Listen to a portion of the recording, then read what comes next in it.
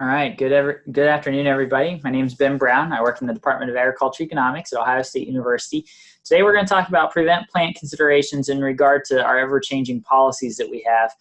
These policies are geared to help us get through these challenging times because not only are we now fighting the normal summer uncertainties of weather and pests and weeds, we're also fighting water and getting enough dry days to get our crops in the ground. Now we're even starting to see some excess heat after all that water. Shallow root systems, some of our plants aren't going to be liking the excess heat, and we'll probably see continued stress on our crops as we move through the next couple weeks. But we're adding some more uncertainty in the policy environment. Again, like I said, these policies are geared to help producers during these challenging times.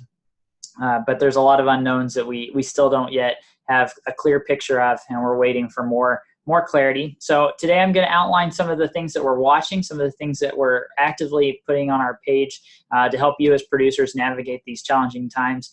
I want to give credit to Arissa Kennedy. She took this picture and sent it to me. They had some significant rainfall overnight. This is out their back door looking into town, but you can see their soybean fields there in the background flooded by excess water. And so we continue to see pictures like these all throughout the Corn Belt. Ohio has definitely had our share, more than our share of wet weather by far. But other places around the Corn Belt are also seeing some stress. And so that's why we continue to see an increase in prices for our corn and soybeans, just due to the reduction in acres. For one, once we start getting a little further in the growing season, I think we'll start to see a reduction in yield too, because the corn and soybeans that we did get in the ground wasn't put in under great conditions. And then that extra heat stress that we're seeing, I think, is going to have some impact in yields as well. So hopefully this gives you just a framework to think through, helps answer here some questions. I do want to point out one page real quick. So the College of Food, Agriculture, and Environmental Sciences at Ohio State University put together a page, a website addressing some of the big challenges that we see in 2019. Right now we have a couple of tabs that are available. There's a frequently asked questions page that Elizabeth Hawkins, our field specialist of precision agriculture, who's doing an amazing job in her job there, but also doing an amazing job on top of that with this page, combining some of the issues that we're seeing, a lot of the questions that we get every day, combining them onto a page. That way there's a landing page to help assist farmers and agribusinesses help answer some of these questions. So as we find an answer out, we put it on this page. There's a submit a questions tab. We encourage you, if you have a question, submit it to us. We'll work our best to get this through. The Risk Management Agency, the Farm Service Agency, the NRCS, they all have great question and answer pages too. I encourage you to check out those pages as well. If you have any questions about this presentation, feel free to send those questions to me. There's my email right there. That's probably the best way to get a hold of me. Or like I said, you can submit them on that submit a question tab right there that you see. This presentation will be housed on the webinar tab within the Addressing 2019 Agriculture Challenges page, as I've got illustrated right there. And so I encourage you to check that out. We'll also check out some of our other webinars that we've got posted addressing different issues as well. So this one will be about policy. Again, that website is www.go.osu.edu/agcrisis. There's a couple of resources there. We hope to continue to add to this and build it as we move through the growing season. So let's start with just some simple terminology, because this will come handy later in the year. And I think we've all learned a good deal about crop insurance and prevent plant this growing season. We've had to, but prevent plant is a failure to plant a crop. It's not the same as a failed crop. And we do have a couple of dates, at least on the corn side. Most of them have already passed us. The final plant date for corn, or when prevent plant becomes an option, is June 5th. Then they have a late planting period where coverage decreases 1% per day from June 6th all the way to the 25th of June. We're past that, so we're now in what we consider the after the late planting period. And we'll talk about why that's important a little bit later. For soybeans, our late planting date, or when prevent plant becomes an option, you can still plant, but at least when prevent plant becomes an option is June 20th. We do have a late planting period for soybeans in Ohio as well. And as I've gotten text messages the last couple of days, I know there's been, at least in the last week, a lot of soybeans being planted around Ohio. Due to some of this drier weather, people getting in the fields and planting a lot of soybeans. But we do have this late planting period for soybeans as well that goes from June 21st to July 15th. Again, if you plan to harvest that for grain, taking seed off and selling it as a soybean crop, again, you lose 1% a day in your guaranteed revenue on yield insurance policies and revenue insurance policies. If you have an area insurance policy, you don't get prevent plant. That's the way it works. So if you took the supplemental coverage option under the Farm Bill for this year, that's an area coverage policy. You don't get prevent plant payments on that portion of your policy. Same thing as if you did a county revenue policy, that's an area policy. You don't get revenue on, or you don't get a prevent plant payment on that either. Couple of other terminology: projected prices. Projected prices are set in February. For corn, it is the average of the December futures contract during the month of February. We already are past February, so for 2019, our projected price is $4 per bushel. For soybeans, it's set in February, but it's the average of the November futures contracts during the month of February. We're past that, so our November futures, our soybean projected price is $9.54 for this year. Again, that corn price, that's probably a little bit, that is lower than what we're seeing around most of the state and on the futures market. So I am expecting a higher harvest price than projected price this year. But that soybean price of $9.54 is a pretty competitive projected price, especially considering that we saw soybean prices really fall off there in March and April. We did see a rebound, but that is a pretty strong projected price for soybeans, even given the rally that we've seen lately. Harvest prices are set in October. We don't know those yet because we haven't gotten to October, but they are set for the same contracts above just during the month of October. I do look for us to see a higher harvest price in for corn in October, but soybean projected price or harvest price is still kind of out there. And we'll have to see where we end up on soybean acres, plus that yield component I talked about just a little bit earlier. Prevent plant payments are made on projected prices only. That is the current rule. We'll talk a little bit about how that could change here in just a second. But as of right now, prevent plant payments are based on that $4 for corn and $9.54 for soybeans. So if you're thinking about taking prevent plant, put those into your budgets, use that in your calculation. Let's talk about the market facilitation payments. I've affectionately dubbed this MFP, where the M stands for mystery to producers, because we're very similar to the 2018 program. This program was authorized to help mitigate any challenges financially producers were experiencing due to retaliatory tariffs on some of our ag products. We continue to see suppressed prices. Those suppressed prices get figured into that projected price that I just showed you on the previous slide, right? We have lower prices now. Considering those projected prices are an average of futures market sentiment, which is what the market is giving us. If those prices are lower now than what they were without a trade, without these trade negotiations, then we would have higher projected prices that would go into our prevent plant payment. Instead of $4, maybe we're looking at $4.20. Instead of $9.54, maybe above $10 for a prevent plant payment. And so, this MFP is really meant to help alleviate some of the challenges that we see in farmers, out in the farming community right now. And so last year we had $12 billion that was available and in the pot. This year we have $16 billion. We do have similar 3 programs available, the big one being the Market Facilitation Program, which is at $14.5 billion in direct payments to producers, similar to 2018, but with a couple of changes, and we'll go over those in the next couple of slides. There's $1.4 billion available in the Food Purchases and Distribution Act. That's buying products off the market, help insulating that price a little bit, and then giving away to food banks, school lunch programs, and of the likes. And then $100 million to the Agriculture Trade Promotion Program. You might remember that there was $200 million in the previous Agriculture Trade Promotion Program.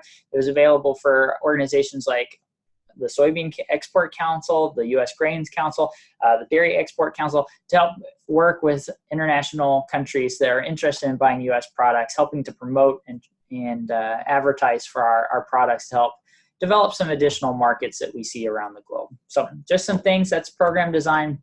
Let's dive into that $14.5 billion in the Market Facilitation Program. Here's what we know. There's a couple things we don't know, but here's what we know. First off, there's a whole list of products this time that MFP payments are going to be eligible on. I have the list here: alfalfa hay, barley, canola, corn, cranberry, dried peas, extra long staple cotton, flaxseed, lentils, long grain and medium grain rice, mustard seed, dried beans, oats, peanuts, rapeseed, sunflowers, safflowers, sesame seeds, small and large chickpeas, sorghum, soybeans, temperate japonica rice, upland cotton, tree nuts, fresh and sweet cherries, cranberries, fresh grapes, dairy, hogs, and wheat. Whew. That's a long list, considering that we only had 9 to 12 on the previous list back in 2018. So yes, we have more money, but we've also got a lot more crops this go around that we're going to make payments on. That's the first change. And so those payments are going to be spread off over a lot more crops, a lot more acres. Second thing, this year, unlike last year when payments were made per bushel, right? So soybeans had $1.65, corn had that cent per bushel. This year, payments are going to be made on a per acre basis. This change was largely due to help alleviate farmers making decisions on what to plant based on this program. The United States Department of Ag, to their credit, did not want to influence and dilute planting decisions of a certain commodity over one of the others based on this program. And so they've made the payments based on a county rate multiplied by the total farms planted acreage of eligible commodities. So how many ever acres you have of all these commodities times a county rate. Now this is also different. Instead of every soybean bushel across the country getting $1.65 or every corn bushel getting a cent, each county across the state will be evaluated for the impact that the trade negotiations have had on them. That payment rate will then be multiplied by each farmer's total acreage of these crops, and a payment will be made. So I've given a little bit of an example down here at the bottom. If a producer had 500 acres of corn, 300 acres of soybeans, 50 acres of wheat, 50 acres of alfalfa, let's say that this is the same amount of acres that producer had in 2018, because we can't go over 2018 production, and that county payment was $50. So, Buckeye County had $50 payment, 550 eligible acres. We'd be looking at a market facilitation payment of $27,500. That's what we're looking at. This is a change from the last time, because the last time it was on a per commodity basis. You had to register your yield. This time it's going to be on acreage. They will announce, hopefully in the next couple of weeks, how you're going to verify your acres. I assume it's going to be on some type of crop reporting numbers to the Farm Service Agency. Remember that July 15th date's coming up pretty quick. And so we'll have to continue to watch these as we move forward and give you updates as we progress.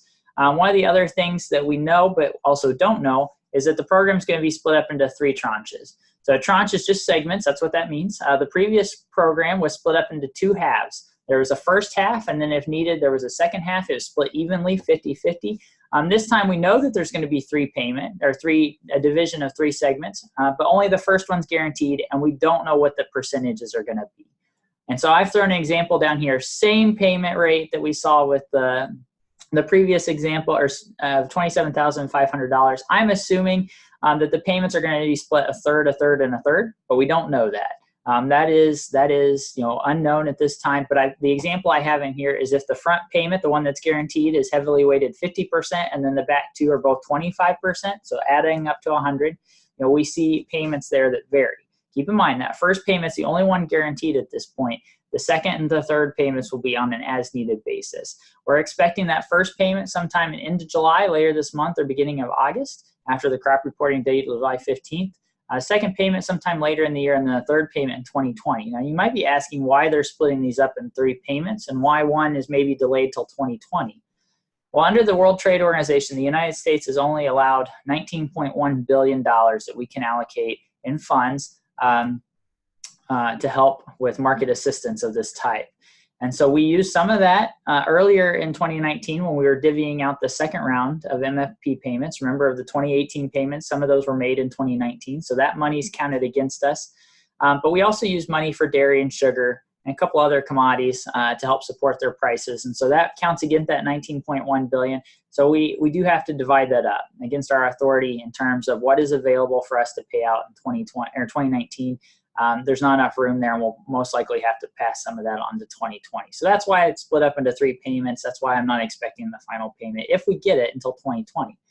But I think since we got both payments in 2018, I am expecting to get all 3 payments this time around too. And so we'll have to continue to watch that as we move forward. So what could a possible MFP payment look like? And I know this is a big question to a lot of you. We don't know the answers, but I'm going to tell you my logic on where I think they could be. First, we know that dairy, pork, tree nuts, cranberries, grape production, all those commodities I mentioned on the previous one, we know that they're going to take a piece of that $14.5 billion. In the 2018 bill, those commodities plus a little bit represented about 10% of the total share. So what I've done is I've kept that at the same ratio. If pork, dairy, tree nuts, cranberries, and grapes all add up to about 10%, that means we have 90% available for all the other crops. So we're dealing with $13 billion for the other 90% out of that 14.5.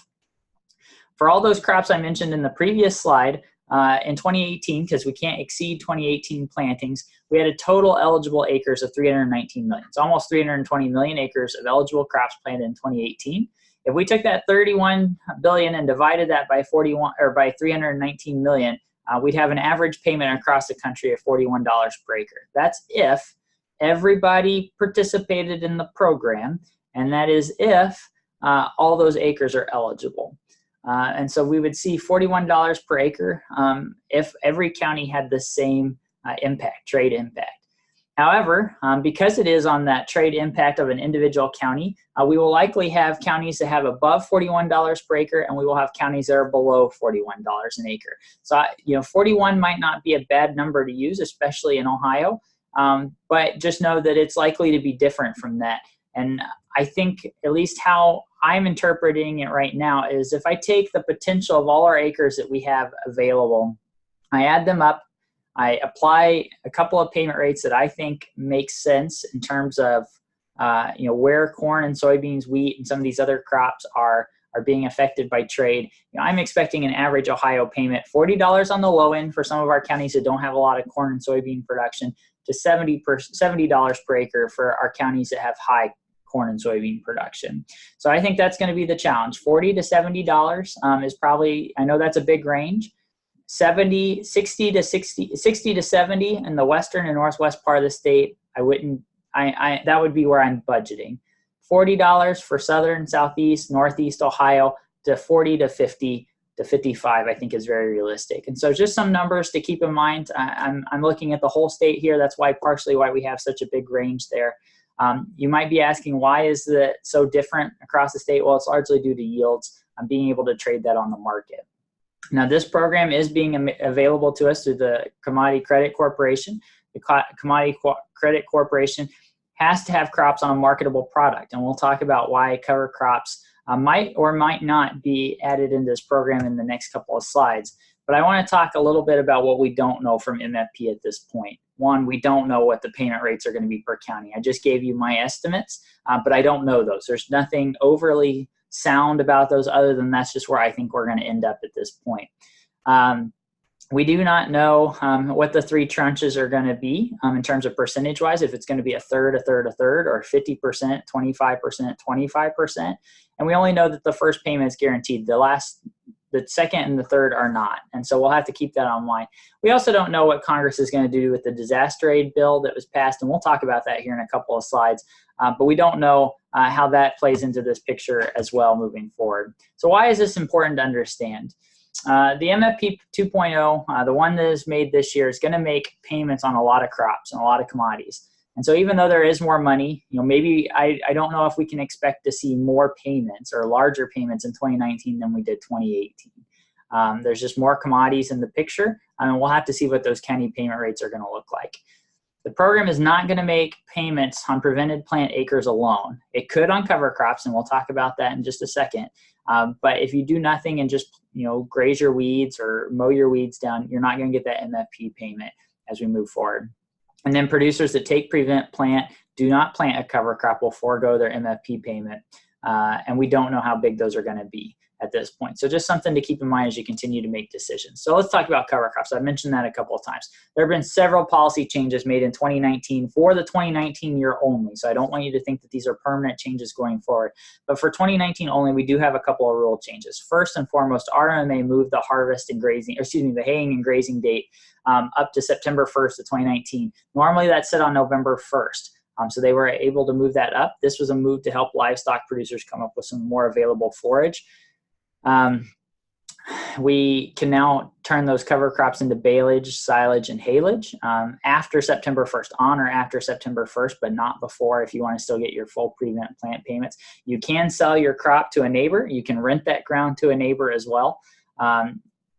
But just know that if you rent it to a neighbor and they harvest for seed, or they hay, graze, bale before September 1st, any of those options, you as the recipient of the prevent plant payments for the first crop will be affected. But you can rent your ground. Just make sure you work with them and tell them not to do anything to that cover crop forage until after September 1st. So we did see a couple of changes there.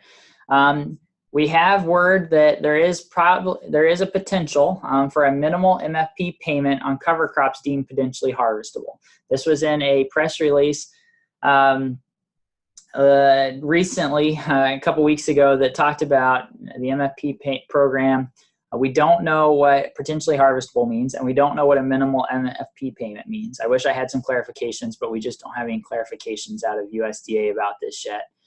So we'll have to continue to watch on that and see what this looks like. It would not, so I'm not expecting a full payment, a full MFP on cover crops, but it wouldn't surprise me either if we did get one. And so we'll have to just continue to watch that. Lastly, Ohio's NRCS and other state NRCS agencies have made available additional money in Ohio, $4 million for cover crop assistance and establishment through the Environmental Quality Assistance Program, or SINDA program. That went into effect, or that was announced on June 28th. Enrollment in this program started on July 1st, and it's going to continue till the funds are exhausted. So if you're thinking about this option and looking for some more cost share on establishing cover crops in 2019, you're probably going to want to go check that out really quick, because the funds are limited and the program will stop when the funds run out. So you should, if you're interested in this, producers should visit their local USDA service center to check that program out.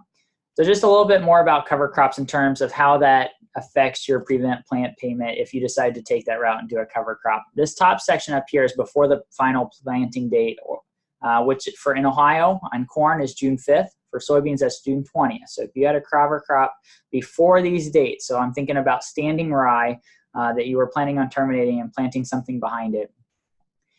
If you harvest that for grain, you will affect your prevent plant payment. So if you take that cereal rye out to grain, harvest it for grain, sell it as a cover crop, you cannot expect your full prevent plant payment, and it'll also probably affect your cost share if you use cost share to establish that cereal rye.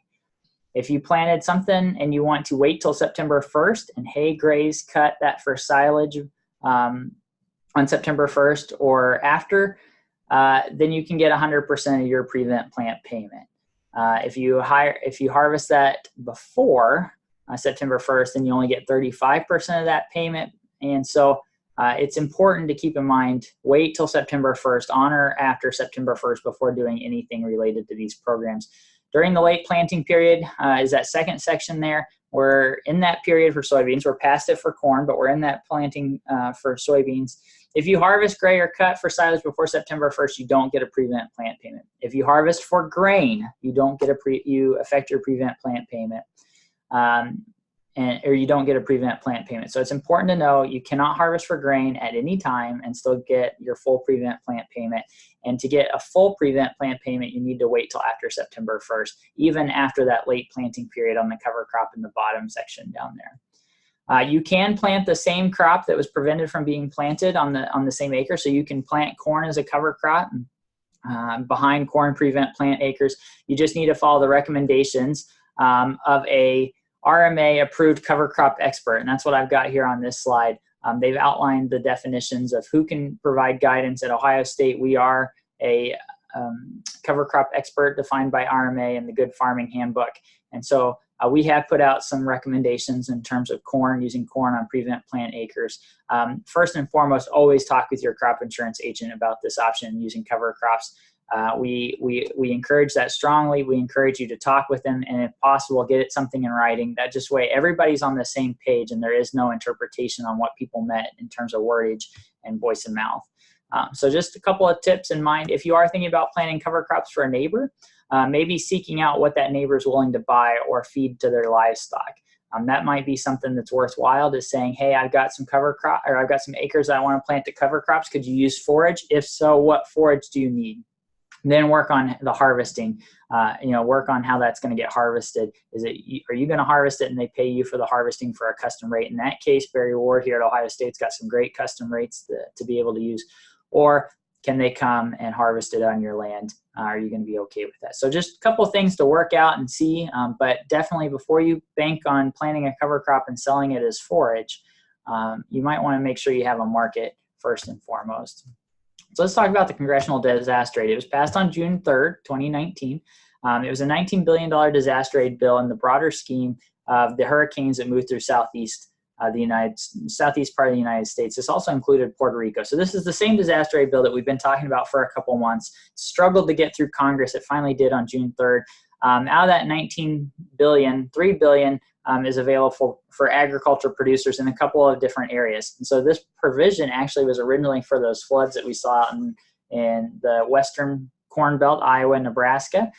This was the reason why this got added in, but also then for southern producers in Georgia, South Carolina, Alabama that got hit with hurricanes and it affected their actual production history or their crop insurance production. And so there was an interest in helping those producers navigate these tough times. However, right at the end, about the same time the market facilitation payment was announced, they did make these changes in the bill without changing the dollar amount. So this money was already in plot grants for the provisions I just mentioned, but then they came in and said, okay, what about these prevent plant acres? How are we going to help them if they can't get in the field? And so what we saw is USDA is allowed but not required. That's important. They are allowed but not required to increase the prevent plant payment up to 90% of the value of the crop. The current prevent plant, as I mentioned earlier, is 55. Unless you've got buy-up coverage, it's 55%. This disaster aid bill allows USDA to move that value up to 90%. If you have insured acres, 70% for uninsured acres. I'm not expecting a full 90%. I just want to make that full and clear. Maybe an additional 5%.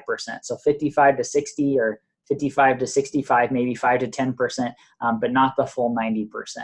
And so that's just something to keep in mind. We have no idea what counties are going to be covered. If you have to be a disaster aid county, my expectation is that yes, you do have to be a disaster declared county to receive these provisions. In that case, the Farm Service Agency and the Ohio governor have requested for different counties. The governor has requested for the full state. If you want to go in and certify, just let FSA know about your losses on your field. That helps your county make the case because the county FSA office needs to prove that there is a 30% loss of one crop. To be able to declare, to ask for a disaster declaration. Keep in mind, FSA and the Ohio Governor's Office do not declare disaster declarations. They just request them.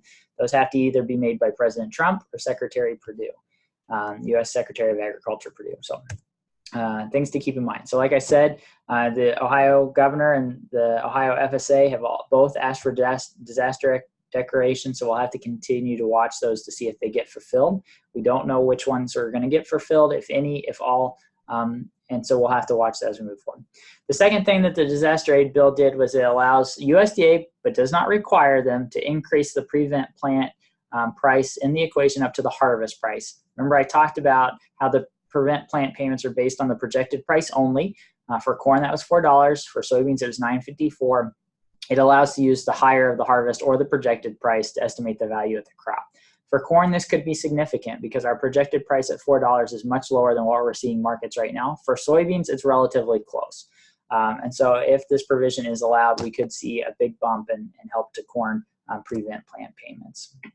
There is a stipulation that producers have to buy crop insurance for the next 2 years to participate in these disaster aid programs. That is in the bill. We just don't know how USDA is going to interpret these. We hope we get some interpretation soon, and we hope to get just some more clarification, make things a little easier for producers as we move forward. So why is this a big deal? I put a couple of scenarios up here. This is the same. We're assuming an APH of 170 bushels per acre. We're assuming the producer has an 80% coverage. Remember, that can be anything, but in Ohio, 80% is pretty popular. And I've got a $4 projected price. Under this scenario, our prevent plant payment is $544. Our guaranteed revenue is $544 per acre. If we take 55% of that, which is the current prevent plant percentage, we get almost $300, $299.20 per acre.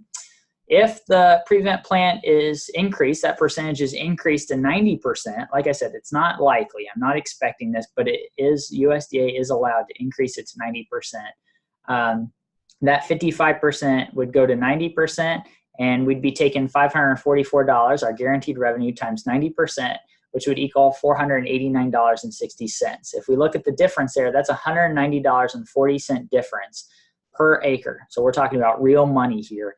Based on this change. The second thing is on this higher the projected price or the random price. In this case, I'm leaving the percentage of prevent plant alone at 55% on the back end, but I'm changing the projected price from that $4 up to an expected harvest price of $4.70.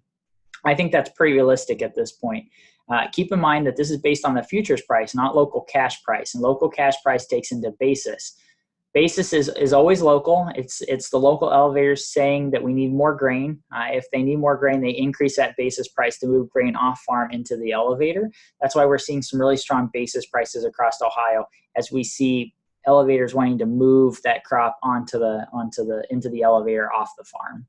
But if I change that harvest price alone, we go from $2.99 to $3.51. That's a $52 difference. So still significant, especially if you're a producer that's got a couple hundred acres of corn or soybeans.